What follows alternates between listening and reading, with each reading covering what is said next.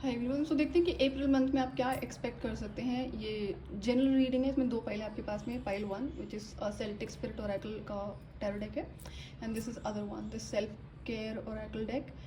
तो इनमें से जो भी आपको ज़्यादा अट्रैक्ट करता है वो डेक आप चूज़ कर सकते हैं। एंड जनरल रीडिंग है, टाइमलेस रीडिंग है। अगर आपसे रेजोनेट करती है तो आप गाइडेंस को फॉलो कर सकते हैं। जो आपसे रेजोनेट नहीं करता है उन मैसेजेस को आप डेफिनेटली इग्नोर कर सकते हैं। सो देखते हैं कि जिन्होंने फाइल नंबर वन चूज़ किया उनके लिए क्या है मैसेजेस इन कार्ड में। सो फाइल नंबर वन जिन्होंने भी Celtic spirit tarot deck choose किया था, उनके लिए जो पहली गाइडेंस है कि अगर आप किसी तरह के हेल्थ इश्यूज से गो थ्रू कर रहे हैं और आप कुछ भी किसी का भी कहा हुआ इन टर्म्स ऑफ रेमेडीज़ को अप्लाई करते हैं, जैसे होता है ना कि हम नेचुरल जो आयुर्वेदिक रेमेडीज़ होती हैं, आपको खुद नहीं है उस चीज़ का ज्ञान, लेकिन आपको किसी इंसान ने बोल दिया, तो ये डिपेंड करता है कि कौन सा इंसान आपको बता रहा है। तो हो सकता है कि वो इंसान उसमें एक्सपर्ट हो, उसे जनरेशन से ये चीज़ें मिली हुई हो, या फिर कई बार ऐसा भी होता है जो हमारे फैमिली मेम्बर्स होते हैं उन्हें कुछ ना कुछ आइडिया ज़रूर होता है कि कोई भी अगर हेल्थ इशू हो गया है तो उन्हें पता है। जैसे छोटा मोटा कोई इशू हो गया कि कोल्ड एंड कफ है, तो उन्हें पता है ना होम रेमेडीज़ कई सारी होती हैं, तो वो वर्क करती हैं। लेकिन अगर बहुत टाइम से आप ये चीज़ें कर रहे हो और आपको स्टिल कोई हेल्प नहीं हो रही है, तो आपको प्रॉपर मेडिकल चेकअप के लिए गाइडेंस है कि जो रूटीन प्रॉपर चेकअप होता है, जिसमें आपको अगर कोई ऐसा इशू है जो आप नहीं रिकग्नाइज कर पाए हो तो वो उसमें आ जाएगा। एंड देन अकॉर्डिंगली आप अपना जो भी मेडिकेशन आपको लेनी है डॉक्टर से उसको ले लेना। दिस इज पॉसिबल कि कई बार जब हम होम रेमेडी कर रहे हो तो हमें इशू नहीं पता है, क्या पता कुछ अंदर ही अंदर डेवलप हो रहा हो, जिसमें आपको प्रॉपर जब मेडिकल चेकअप होगा उसके अकॉर्डिंगली आप मेडिसिन ले सकते हैं। तो अगर आपकी ऐसी कोई सिचुएशन है, दूसरी सिचुएशन इसमें ये हो सकती है कि आप बहुत टाइम से अगर डॉक्टर की ही मेडिसिन ले रहे हैं, नाउ डिपेंड्स कि कितने टाइम से। ऐसे बहुत सारे लोग होते हैं जो सालों साल डॉक्टर्स की मेडिसिन पे डिपेंडेंट है और सिचुएशन वर्स्ट होती जा रही है, उसमें कोई सुधार नहीं है। कहने को वो जिंदा है लेकिन बहुत सारे इश्यूज उन्हें लगे हुए हैं। तो फिर इसमें आपको रिवर्स होता है कि अब दो चीज़ें आपको, या तो आप होम रेमेडी पे जाएंगे या तो फिर आप हीलिंग करेंगे। तो इसमें क्या है कि फॉर एग्जाम्पल कि आप ऑलरेडी डॉक्टर की मेडिसिन ले रहे हैं। नाउ अब डॉक्टर की मेडिसिन लेने में लोग बहुत सारी गड़बड़ करते हैं। अपने आप जाकर केमिस्ट से मेडिसिन ले लेंगे, उससे पूछ लेंगे कि इसके लिए क्या दवाई है। फॉर एग्जाम्पल कि कोल्ड कॉफ़ी हो गया एंड जैसे किसी को खांसी हो जाती है तो जाकर वो मेडिसिन लेना शुरू कर देते हैं केमिस्ट से। ओके, चलते चलते वो चीज़ें अब क्या होता है, अंदर ही अंदर बढ़ रही हैं। उसमें क्या होगा, कई बार कोई बड़ी बीमारी आपकी जो डेवलप धीरे धीरे होती है, बिगिनिंग स्टेज पे होती है, जब सिचुएशन वर्स्ट हो जाती है, आपको नई राहत मिली है, तब आप जाते हैं मेडिकल चेकअप के लिए। फिर आपको समझ में आता है कोई बड़ी चीज़ हो गई है, अब तो लंबा टाइम आप बेड रेस्ट पे जाएंगे। तो मेडिकल ट्रीटमेंट लेने में भी लोग बहुत सारी गड़बड़ करते हैं, और ये भी बहुत सारे लोग करते हैं। अपने आप डॉक्टर बन जाएंगे ना, या तो आप किसी चीज़ में एक्सपर्ट हो और अब पता है आपको कि पहले का ज़माना नहीं है। हमारा जो फूड ईटिंग हैबिट्स वो बहुत डिफरेंट हो गई हैं पहले के ज़माने में, मतलब 100% चेंज है इन चीज़ों में। तो ये इसलिए आपको क्या आपकी सिचुएशन है वो आपको देखने की ज़रूरत है। ये कर सकते हैं अगर आप ऑलरेडी मेडिसिन ले रहे हैं, बहुत टाइम से आपने प्रॉपर चेकअप कराया है जिसमें कोई इशू नहीं आया, स्टिल जो भी मेडिसिन आप ले रहे हैं, तो आप हीलिंग करो अपनी। जैसे रेकी हीलिंग हो गया, और आपको एनर्जी क्लेंजिंग करोगे तो आपको बहुत फ़ायदा होगा। नाउ डिपेंड्स कि अगर ये इशू है तो किस वजह से है, फिर ये बहुत सारी लंबी चीज़ें हो जाएंगी। बट आप देख लेना आपकी सिचुएशन में क्या ऐसी कोई सिचुएशन रेजोनेट करती है, अकॉर्डिंगली आपको आपके एक्शंस लेने हैं। इस मंथ आप काफ़ी एनर्जी से भरे रहेंगे। हो सकता है कि आप अपने करियर पे बहुत ज़्यादा फोकस करो, बहुत ज़्यादा काम करो, तो ओवर वर्किंग नहीं करना है। अगर आपको आदत है, आप वर्कोहॉलिक इंसान हैं, तो वर्कोहॉलिक होने में कोई दिक्कत नहीं है। लेकिन वर्कोहॉलिक होने की वजह से जो इम्बैलेंस ज़िंदगी में क्रिएट होता है, बॉडी में क्रिएट होता है, रिश्तों में क्रिएट होता है, फिर लॉन्ग टर्म पे आपको नुकसान होते हैं। मैंने इस चीज़ से गो थ्रू करा है तो मैं इसलिए बता रही हूँ कि आपको इम्बैलेंस नहीं क्रिएट करना है। काम करने का मन है ठीक है, बट रेस्ट बहुत ज़रूरी है। एंड फिजिकल बॉडी का रेस्ट, मेंटल बॉडी का रेस्ट, दोनों रिक्वायर्ड है। सो मेक श्योर कि आप ऐसा ना करें।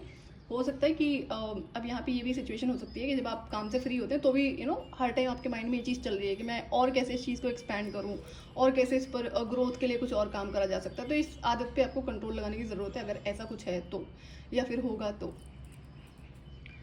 और यहाँ पर आप अगर अपने माइंड को रेस्ट दोगे, तो अगर किसी चीज़ को आप ढूंढ रहे हो ना कि किसी चीज़ को किस तरह से करा जाए और अच्छे वे में, तो आपको अपनी क्रिएटिविटी पे फोकस करना है। क्रिएटिविटी को अगर क्रिएटिविटी पे फोकस करना है तो फिजिकल बॉडी का मूवमेंट में होना, आपके इनर चाइल्ड का एक्टिव होना, हील्ड होना, ये आपको बहुत नेचुरल वे में आपकी इनर चाइल्ड से, आपकी इंट्यूशन पावर से कनेक्ट कर देता है, जिससे आपको आइडियाज़ फ्लड होने लगते हैं। ऐसे ऐसे आइडियाज़ आपको आएंगे जो दूसरों को नहीं आएंगे। But again the condition is कि कर्म नियत पहला number 1 top priority, and then आपका जो इनर हीलिंग है। होता ना ऐसे बहुत सारे लोग होते हैं जो अच्छे लोग होते हैं लेकिन ब्लॉक्ड है, जो एनर्जेटिकली ब्लॉक्ड है, एनर्जेटिकली बहुत सारे ब्लॉकेजेस हैं, इस वजह से उन्हें ना तो इंट्यूशन पावर को सुन पा रहे हैं और ना ही उन्हें उनकी क्रिएटिविटी में कोई कहीं पर भी वो है, जीरो होती है क्रिएटिविटी। तो आपको अपनी क्रिएटिविटी पे काम करने के लिए ज़रूर कहा जा रहा है। इस मंथ में आपको जो ज़्यादा फोकस रहेगा, एज आई सेड कि अगर वर्कोहॉलिक है तो आपको अपना बैलेंस ज़रूर बना के रखना है। आपको बहुत सारे आइडियाज़ आ सकते हैं, चाहे वो बिजनेस को ग्रो करने के लिए हो। यहाँ पे ये भी हो सकता है कि अगर आप मेडिकल ट्रीटमेंट ले रहे हो बहुत टाइम से और आपको नहीं समझ में आ रहा है, तो आपको आपकी इंट्यूशन के थ्रू आपके स्पिरिट गाइड्स, डिवाइन एंसेस्टर्स कुछ ऐसा मैसेज देंगे, कोई चाहे वो कोई भी सोल्यूशन है, किस तरह से आप क्या एक्शंस और स्टेप्स रिक्वायर्ड हैं आपको अपनी हेल्थ में सुधार करने के लिए।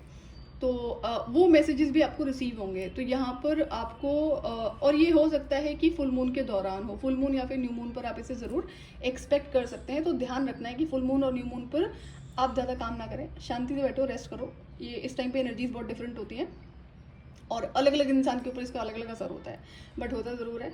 सो इस चीज़ का आपको ध्यान रखना है। एंड आपको पानी ज़्यादा पीना है। जो मून है वो वाटर से कनेक्टेड है, तो क्या आप पानी कम पीते हैं, इस चीज़ का ध्यान रखो। पानी कम नहीं पीना है, पानी को जितना रिक्वायर्ड उतना ज़रूरी होता है। और वैसे भी अगर आप विद इन इंडिया हैं जहाँ पर समर टाइम शुरू हो चुका है, तो आपको हाइड्रेटेड रहना है डिफरेंट वेज में। Like just don't depend on water ना। अगर आप ना, जैसे लेमन वाटर होता है, अगर आपको सूट करता है तो आप ज़रूर ले सकते हैं मिंट ऐड करके।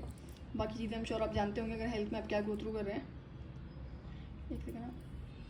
ओके, दूसरा आपको यहाँ पे और भी ज़रूरत है, अगर आप अभी तक कुछ ऐसा कर रहे हैं, ये करियर की बता रही हूँ, जहाँ पर करियर है या फिर हेल्थ है, सुधारने की कोशिश कर रहे हो, अलग अलग चीज़ें आप अप्लाई करते हो, बट उसका कोई रिजल्ट आता नहीं है, क्योंकि एक टाइम पे आप 36 चीज़ें अप्लाई कर रहे हो, कहीं नहीं पहुँचोगे इस चीज़ से ना। तो प्रॉपर जो प्लानिंग होती है, जो रूटीन होता है, वो बहुत ज़रूरी है। तो फॉर एग्जाम्पल कि आपको हेल्थ में सुधार करना है, आपको वेट रिड्यूस करना है, तो कभी भी कुछ भी खाओगे तो उससे ज़्यादा फर्क नहीं पड़ेगा। इसलिए अगर जितना आप फिक्स टाइमिंग पे इन चीज़ों को फॉलो करोगे उतना आपको हेल्प होगी। तो आपको प्लानिंग करने की ज़रूरत है, चाहे वो आपका करियर है या फिर आपका हेल्थ है। और इवन तो अगर आप रेस्ट नहीं करते हैं, माइंड आपका 24/7 ऑन रहता है, चाहे आप सो रहे हैं तो भी। तो ये कैसे पता करोगे कि माइंड आपका ऑल टाइम रनिंग है? जब आप सो जाते हो, तो जब आप मॉर्निंग में उठते हो तो आपने क्या देखा, इससे आपको समझ में आ जाएगा। तो जब कई बार क्या होता है कि हम जिन चीज़ों को यहाँ पे सोच रहे होते हैं ना, वही चीज़ें हमें एस्ट्रल वर्ल्ड में दिखने लगती हैं, दूसरी दुनिया में वही चीज़ आप एक्सपीरियंस करना शुरू कर देते हैं। तो इस तरह से आप इसे रिकग्नाइज कर सकते हैं कि क्या ऐसा हो रहा है, नहीं हो रहा है। और किसी तरह का कम्युनिकेशन आपको रिसीव होगा, चाहे वो आपके करियर में है और या फिर कोई नया पर्सन आपकी लाइफ में एंटर कर रहा है। एंड इट्स नॉट नेसेसरी कि लव लाइफ में ही एंट्री हो रही है, बट कोई नए फ्रेंड की भी एंट्री यहाँ पर हो सकती है, जो हाई चांसेस के बहुत प्योर इंसान है, जो आपको स्पिरिट गाइड्स की तरफ से ही भेजा जा रहा है। तो ध्यान रखना है। लेकिन आपको एक चीज़ का और भी ध्यान रखना है, ब्लाइंडली किसी पर ट्रस्ट नहीं करना है। मैंने बोल दिया कि आपको डिवाइन की तरफ से कोई कम्युनिकेशन आ रहा है और मे बी एज इंसान किसी की एंट्री हो रही है, तो डिपेंड करता है कि आप खुद कहाँ स्टैंड करते हो लाइफ में ना। आपकी लाइफ में अगर आप भ्रम में जी रहे हो कि अगर फॉर एग्जाम्पल कोई सामने वाला फेक इंसान है, बहुत प्यार से आपसे बातें कर रहा है और या कर रही है, तो या कुछ और आपको गिफ्टिंग वगैरह भी कर दी और आप यही समझ लो इंसान बहुत अच्छा है, मेरे लिए तो बेस्ट है, चाहे I am not saying not only as a lover but as a friend also. तो यहाँ पर और भी आपके लिए गाइडेंस है कि ओपन माइंड रखना है। कोई भी जैसा आता है, जैसा दिखता है, उसको एज इट इज नहीं देखना है। लाइक अपने आप थॉट्स नहीं क्रिएट करने, बी ऑन ऑब्जर्वेशन। आपको आपकी इंट्यूशन पावर बताएगी कि रियलिटी क्या है इस इंसान की। तो कुछ चीज़ें, चाहे वो इंसान के बारे में है या फिर और जनरली यहाँ पे किसी पर्सन की बात हो रही है, कि वो वैसे नहीं है जैसा आपको दिखाया जा रहा है। दूसरा, आपको ये भी गाइडेंस है कि आप अपनी बाउंड्रीज को बड़ा लो करके रखते हो, बहुत लोअर बाउंड्री जिसे कहते हैं ना। Are you a people pleaser? ये सोचने समझने और जानने की चीज़ है कि सामने वाले को बुरा ना लग जाए, इसलिए मैं उसको मना नहीं करता हूँ, समथिंग लाइक दैट। तो ऐसा है क्या? या फिर बिना सोचे समझे किसी चीज़ को हाँ कर देना कि उसके कॉन्सिक्वेंसेस क्या होंगे, चाहे ये रिलेशनशिप है, बिजनेस है, करियर है, जॉब है, कोई और इंडस्ट्री है और फील्ड है और किसी तरह का रिलेशनशिप है। तो बाउंड्रीज पर आपको ध्यान देने की ज़रूरत है। क्यों? क्योंकि अगर आप ऐसी गलती करोगे जहाँ पर कोई बहुत मीठा है आपसे बातें करने में या करने में, जो भी है, मेल फीमेल, और कोई ऐसा कमिटमेंट आपने उसे दे दिया, फॉर एग्जाम्पल, मैं एग्जाम्पल लेती हूँ ना, लव रिलेशनशिप में बहुत होता है ये, कोई सामने से आके आपको ट्रैप करने में इंटरेस्टेड है, उसे कोई तो चाहिए ना परेशान करने के लिए। तो उसे पता है कि सामने वाला किस चीज़ पे भरोसा करता है, करती है, उसके लिए क्या है सच। जो मैं मेरे शब्द है या फिर किसी तरह का ऑफर, किसी तरह का इंक्लूडिंग मैरिज, अब मैरिज में भी ये खूब होता है, तो या फिर कोई किसी तरह का गिफ्ट, तो किस तरह से कौन सा तरीका अपनाओ कि वो इंसान मुझ पर 100% ब्लाइंड फेथ करना शुरू कर दे और मेरी बात को मान ले। फिर चाहे ये किसी पेपर को साइन करने के लिए है या आपको आपसे कमिटमेंट लेने के लिए है किसी तरह का, चाहे रिलेशनशिप में किसी और चीज़ में है, वर्बल कमिटमेंट, राइटिंग में कमिटमेंट, तो ये दोनों में से कुछ भी हो सकता है। उसके बाद क्या होगा, अचानक से आपको समझ में आएगा शादी के बाद या फिर साइनिंग के बाद, कोई भी पेपर वर्क अपने साइन करा कि ये तो एकदम ऑपोजिट है, अब क्या करोगे। तो कहने का मतलब इससे क्या होता है कि बहुत बड़ा एक गंदा कार्मिक साइकिल क्रिएट हो जाता है। तो आपको इस चीज़ से बचने की ज़रूरत है। तो अगर आप ऐसी गलतियां कर रहे हैं तो आप इसको रिपीट ना करें अप्रैल में।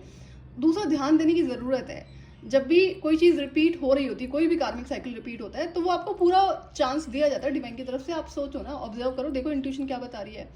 एकदम से कोई डिसीजन मेकिंग मत करो आप, अगर गलतियों को, बड़े डैमेजेस को आपको अवॉइड करना है तो क्लियर कम्युनिकेशन ज़रूर रखना है। कोई अगर यहाँ पे ऐसे करता है कि दो सिचुएशन और होती है, जैसे लव रिलेशनशिप में क्या होता है कि ठीक है, सामने वाला आप में बहुत इंटरेस्टेड है एंड आपको भी पता है इंटरेस्टेड है, बड़ी सारी चीज़ें करी जा रही है, आपसे बातें हो रही हैं बहुत देर देर तक और कई बार गिफ्टिंग भी हो रही है। उसने बोला नहीं और आपने भी नहीं बोला है कि हाँ भाई आप एक दूसरे को पसंद करते हैं एंड अब आपके लिए वो मेंटल और इमोशनल लेवल पे एक तरह का कमिटमेंट है।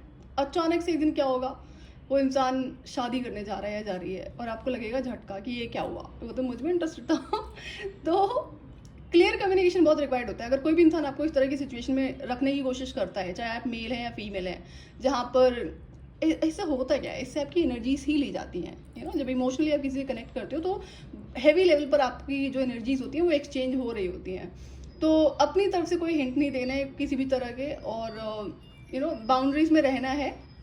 कोई आपसे जवाब भी मांगता है किसी भी तरीके से, अगर कोई बहुत जल्दीबाजी करना है तो उसको आपको अवॉइड करना है। जल्दीबाजी में कोई काम नहीं करना है, ये आपके लिए गाइडेंस है।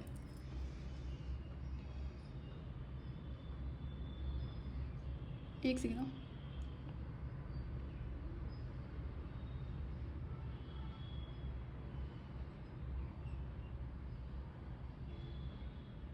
ओके तो आप यहाँ पे कोई, अगर आपके अंदर ऐसा कोई ट्रेट है कि आप खुद से पहले दूसरे लोगों को रखते हैं, तो ये अगेन पीपल प्लीजिंग वाली बात हो गई। तो ये आपके एंसेस्टर्स की तरफ से मैसेज है कि आपके एंसेस्टर्स ने यही गलती करी है और अब आपको ये नहीं करना है। बहुत स्पेसिफिक मैसेज है, मेक श्योर कि आप ऐसी गलतियाँ ना करें। इससे क्या होता है, जो एंसेस्टर्स ने गलतियाँ करी हैं, हम किसी को ध्यान रख रहे हैं, किसी का केयर कर रहे हैं और उसको कोई अच्छी चीज़ हम प्रोवाइड कर रहे हैं किसी भी वे में, तो जो राइट चीज़ें होती हैं तो वो गलत नहीं है। लेकिन जब वो इंसान उस चीज़ का फ़ायदा उठा रहा होता है ना, और जब आप इमोशनली हर्ट होते हैं, तो वो बहुत बड़े लेवल पे ब्लॉकेजेस क्रिएट करता है। तो आपके एंसेस्टर्स ने ये गलतियाँ करी हैं और आपके एंसेस्टर्स आपको गाइड कर रहे हैं, ये इंसान के रूप में ही है ना, कि ये इस तरह की गलतियाँ आपको नहीं करनी है। तो अगर पीपल प्लीजिंग आदत आपकी जिस भी तरीके से है, लर्न टू से नो टू पीपल एंड खुद को प्रायोरिटी बनाना सीखो, दूसरों को सेकेंडरी, ये बहुत ज़रूरी है। और अगर आप एक ऐसे इंसान है जहाँ पर अभी तक आपने देखा है कि बार बार आपको बैक स्टैबिंग ही होती है या फिर आपको फॉर ग्रांटेड ही लिया जाता है, तो इट्स हाई टाइम कि अपनी जो mental, emotional, physical, financial and spiritual, ये सारे एरियाज है, इनको प्रायोरिटी पे रखो, पहले इस पे काम करो। सबसे पहले ये आपकी प्रायोरिटी होनी चाहिए, इंसान बाद में होने चाहिए। तो ये आपके लिए पर्टिकुलर गाइडेंस है। सो पाइल 1 ये थी आपकी रीडिंग। अगर आपसे रेजोनेट करती है तो आप कमेंट करके बता सकते हैं, फिलहाल तो कमेंट सेक्शन ऑन है। एंड अगर आप नए हैं मेरे चैनल को सब्सक्राइब कर सकते हैं आने वाले फर्दर वीडियोज़ के लिए। Till then bye bye. Hi pile number 2, जिन्होंने भी सेल्फ केयर ऑरेकल डेक को चूज़ किया था, उनके कार्ड्स ये हैं जो मैं ऑलरेडी प्री शफल में। सो पहली जो गाइडेंस है आपके लिए कि अगर बहुत टाइम से आप सिचुएशन से भागते थे, चाहे वो आपके करियर में है या फिर रिलेशनशिप में है, कि कोई भी चैलेंजेस आए तो आप तुरंत या तो गिव अप कर देते हैं या वहाँ से भाग जाते हैं, एस्केप कर लेते हैं, आप उसको फेस नहीं करते हो। अब यहाँ पे कई अलग अलग सिचुएशन हो सकती हैं कि अगर किसी तरह की टफ सिचुएशन आपके रिलेशनशिप्स में हुई है, तो डिपेंड करता है किस इंसान के साथ हुई है ना, आपने इशू क्रिएट करा, सामने वाले ने कराया, तो यहाँ पे फिर अलग अलग गाइडेंस हो जाती है।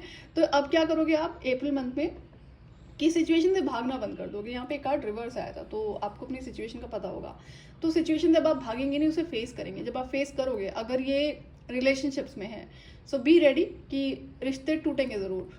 क्यों? क्योंकि अगर सामने वाला टॉक्सिक इंसान है, सामने वाला मैनिपुलेटर है, तो जब आप उसे कन्फ्रंट करोगे, कम्युनिकेट करोगे, एक्शन लोगे, तो वहाँ पर हाई चांसेस है कि वो इंसान वहाँ से रन ही करेगा, रिलेशनशिप एंड ही होगा। तो ये पहली सिचुएशन है। और अगर अभी तक आप चीज़ों को ऐसे छोड़ देते, कोई बात नहीं, अपने आप चीज़ें सुधर जाएंगी। अगर किसी टॉक्सिक इंसान की बात हो रही है तो अपने आप का भी, पहली बात तो टॉक्सिक इंसान सुधरता नहीं है, ठीक है, तो वहाँ पर आपको बाउंड्री सेट करने की ज़रूरत पड़ती है, या तो कनेक्शन एंड करेंगे या फिर बाउंड्रीज को सेट करेंगे। तो आप देख लेना आपकी सिचुएशन में क्या चीज़ें अभी हैं, अकॉर्डिंगली आप उस पर डिसीजन मेकिंग रिक्वायर्ड है। और दूसरा है कि आपका जो करियर फील्ड है वहाँ पर आपको कुछ ऐसे नए सपोर्टिव लोग मिलेंगे जो आपको काफ़ी हेल्प करेंगे। हो सकता है आप कहीं पर कोलैबोरेट करें, कोई ऐसा काम हो जहाँ पर कोलैबोरेशन रिक्वायर्ड है, और इस तरह का कोई ऑफर आपकी अप्रैल में आप एक्सपेक्ट कर सकते हैं। एंड किसी पर्टिकुलर एरिया में आपको पहले इनिशिएट करने के लिए बोला जा रहा है। अगर आप डिले कर रहे हैं या फिर कोई ऐसी सिचुएशन है जहाँ पर आपको लगता है कि आप वेट कर रहे हो कि सामने वाला बोलेगा, तो इस पर्टिकुलर आदत की वजह से वो सिचुएशन कितना टाइम स्ट्रेच हो गया, इसमें कितना टाइम इसमें चला गया कि आप ये एक्सपेक्ट कर रहे हो आप बोलोगे, या फिर ये सामने वाला एक्सपेक्ट कर रहे हैं कि आप बोलोगे। तो अगर कोई भी सिचुएशन है तो ऐसे उसको स्ट्रेच मत करो, टाइम को क्लियर कम्युनिकेशन करो आप अपने एंड से, एंड जो भी उसका आउटकम आता है एक्सेप्ट इट। डिपेंड्स कि क्या सिचुएशन है, कौन से एरिया में है आपके। तो यहाँ पर किसी तरह का पर्टिकुलर एक्शन है जो आपकी तरफ से रिक्वायर्ड है, तो ये आप अप्रैल में करते हुए नजर आ रहे हैं। आप अपनी मैस्कुलिन एनर्जी में बहुत ज़्यादा रहेंगे। आप जो आपका करियर फील्ड है उस पर आप या तो बहुत टाइम से काम कर रहे हैं, तो ये टाइम है आपके लिए पॉज लेने का, आपको रेस्ट लेना है। ये पर्टिकुलर आप फाइल नंबर 1 भी देख सकते हैं, सिमिलर गाइडेंस उसमें भी थी। तो दो यहाँ पर एक और सिचुएशन है, जैसे कि इसमें जो कार्ड रिवर्स आया था कि हो सकता है कि आप बहुत टाइम से नॉन एक्शन में रहें, कि आप एक्शन नहीं लेते हैं किसी चीज़ में ना जहाँ पर एक्शन लेने की ज़रूरत है, तो एक्शन रिक्वायर्ड है। और अगर हर टाइम एक्शन में रहते हैं तो आपको ऑपोजिट करने की ज़रूरत है। पॉज, एक सेकेंड।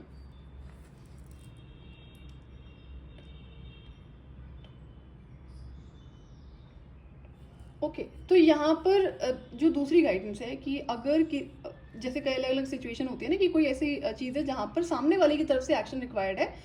फॉर एग्जाम्पल कि गलती करी है किसी ने, और जिसने गलती करी है ऑब्वियसली बात है माफ़ी भी वही मांगेगा और मांगेगी, बट सामने वाला एक्सपेक्ट कर रहा है कि नहीं आप माफ़ी मांगो। तो आपको ऐसा नहीं करना है, आप शांति से बैठो, उसको माफ़ी मांगनी होगी तो मांग लेंगे, नहीं मांगनी होगी तो छोड़ देंगे, एंड करेंगे आप कनेक्शन। तो कुछ ऐसी सी सिचुएशन यहाँ पर है।